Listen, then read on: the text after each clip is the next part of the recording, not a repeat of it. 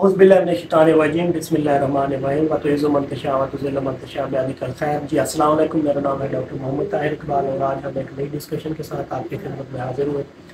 अच्छा, इससे पहले भी मैंने काफ़ी जो है ना काव्स के ऊपर जो है ना वीडियोस बनाई हैं कि काव्स के अंदर ह्यूमन की डेवलपमेंट क्यों ज़रूरी है या क्या क्या हम फीड एनिमल को ऑफ़र करें तो जो है ना ह्यूमन की development as early as possible हो सकती है। तो आज हम थोड़ा सा ह्यूमन की डेवलपमेंट के अंदर काव्स की वो कैसे होती है और थोड़ा सा इसको साइंटिफिकली काव्स के अंदर जो है ना डाइजेशन की उसको हम थोड़ी सी डिस्कस करेंगे कि काव्स के अंदर डाइजेशन कैसे होती है और ह्यूमन डेवलपमेंट कैसे होती है। तो सबसे पहले तो जैसा कि आपको पता है कि र्यूमिनेंट्स जो है ना वो जुगाली करने वाले जानवर होते हैं। तो जो एनिमल जुगाली करते हैं नो डाउट हम उनको ही र्यूमिनेंट्स कहते हैं। और र्यूमिनेंट्स के जो है ना स्टमक के 4 पार्ट्स होते हैं। इसमें र्यूमन है, रेटिकुलम है, ओमेजम है, एबोमेजम है। तो इनको हम जो है ना जुगाली करते हैं ये जानवर, इनको हम ट्रू र्यूमिनेंट्स कहते हैं। कुछ एनिमल्स के अंदर जो है ना स्टमक के 3 पार्ट्स होते हैं तो उनको हम सूडो र्यूमिनेंट्स भी कह देते हैं। और उनके अंदर जो है ना ओमेजम जो है ना वो अब्सेंट होता है।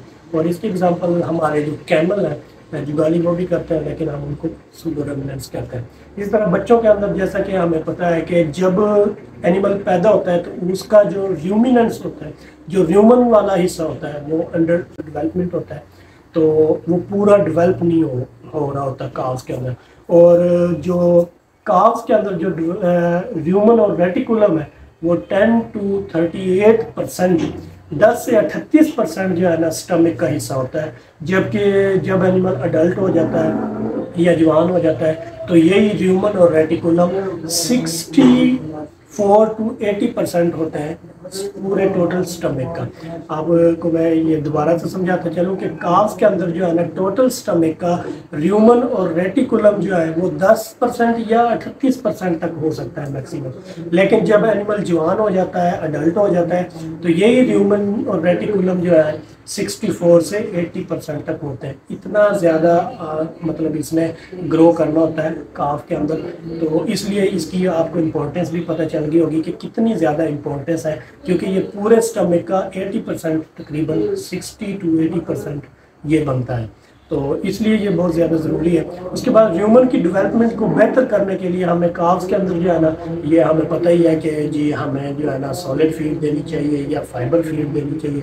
ये वाली फीड अगर हम देंगे तो उसका जो है ना ह्यूमन बड़े अच्छे तरीके से डेवलप होगा। उसके अलावा अगर हम एनिमल को जो है ना वोलेटाइल फैटी एसिड्स दें यानी कि एनर्जी सोर्स दें तो उससे भी ह्यूमन की डेवलपमेंट होती है। ह्यूमनल वाल्व की जो डेवलपमेंट होगी वो बड़ी अच्छी होगी।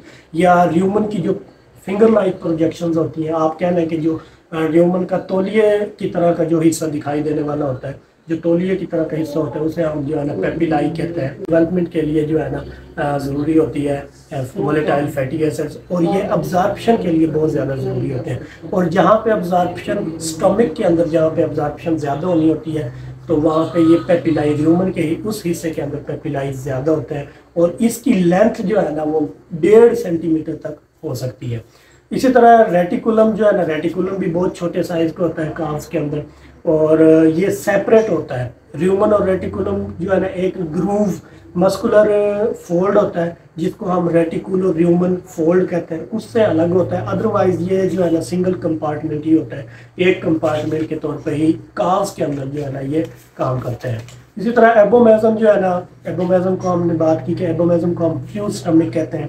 या फ्यूज स्टमक क्यों कहते हैं, क्योंकि इसके अंदर जो है ना सारे जो इंजाइम्स वगैरह हैं वो यहीं पे प्रोड्यूस होते हैं और ये जो है ना कंपाउंड स्टमक एनिमल्स की तरह जो है ना काम करता है एबोमेजम, इसलिए हम इसको जो है ना ट्रू स्टमक भी कह देते हैं।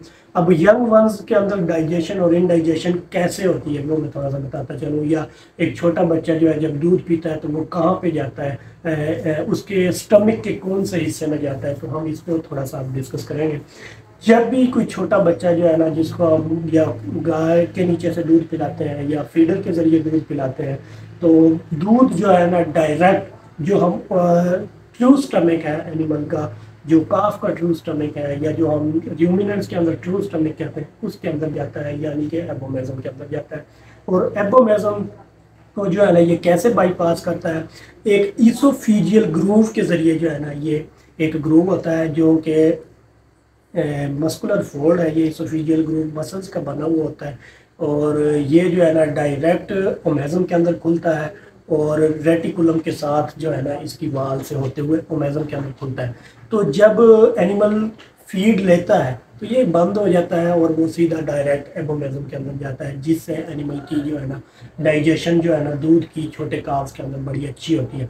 लेकिन अगर किसी वजह से ये जो है ना इसोफेजियल ग्रूव बंद ना हो, क्लोज ना हो, तो थोड़ा बहुत दूध जो है वो ओमेजम के अंदर चला जाता है या आप कह लें कि र्यूमन और रेटिकुलम के अंदर जाएगा। जब दूध र्यूमन रेटिकुलम के अंदर जाएगा या ओमेजम के अंदर जाएगा तो एनिमल के अंदर जो है ना इनडाइजेशन के इश्यूज आना शुरू हो जाएंगे, छोटे काव्स के अंदर इनडाइजेशन के इश्यूज आना शुरू हो जाएंगे। और ये जो इसोफेजियल ग्रूव है ये क्यों प्रॉपर बंद नहीं होता, तो ये जो है ना सकलिंग रिफ्लेक्स पे जो है ना बंद होता है, क्लोज होना शुरू होता है। अगर हमारे काफ का सकलिंग रिफ्लेक्स पुअर होगा, थोड़ा होगा, या अगर हम एनिमल को फोर्सफुली फीड करवाएंगे तो उससे ये जो है इसोफेजियल ग्रूव जो है ना वो प्रॉपरली क्लोज नहीं होगा, बंद नहीं होगा। तो दूध जो है ना ओमेजम के अंदर, क्योंकि इस फोल्ड ने ओमेजम डायरेक्ट इसोफेगस से ओमेजम के अंदर खुलना होता है, तो दूध ओमेजम के अंदर आ जाएगा और र्यूमन और रेटिकुलम के अंदर आएगा।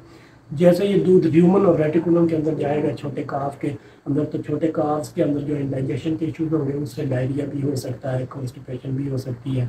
तो इस तरह के इश्यूज जो है ना हमें काफ्स के अंदर मिलेंगे।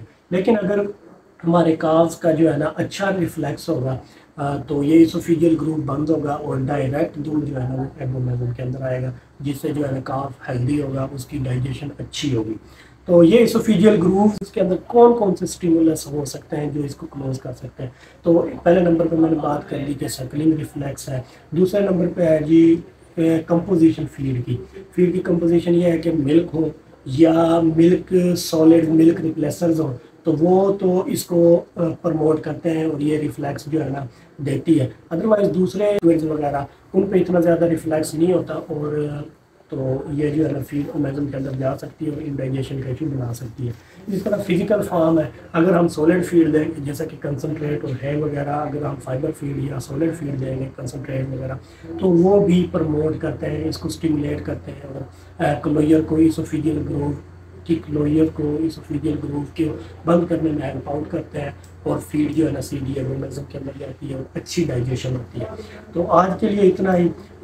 कल इंशाल्लाह हम डिस्कस करेंगे कि फैक्टर्स कौन कौन से फैक्टर्स हैं जो कि ह्यूमन की डेवलपमेंट को अफेक्ट करते हैं छोटे काव्स के अंदर। कल की वीडियो इंशाल्लाह हम इस पे बनाएंगे। आज हमने डिस्कस किया कि डेवलपमेंट कैसे होती है और एनिमल जो है ना दूध कैसे लेता है और वो दूध स्टमक के किस पार्ट के अंदर जाना चाहिए और किस पार्ट में नहीं जाना चाहिए और किस पार्ट में चला जाए तो एनिमल को क्या क्या डिसएडवांटेजेस हो सकते हैं।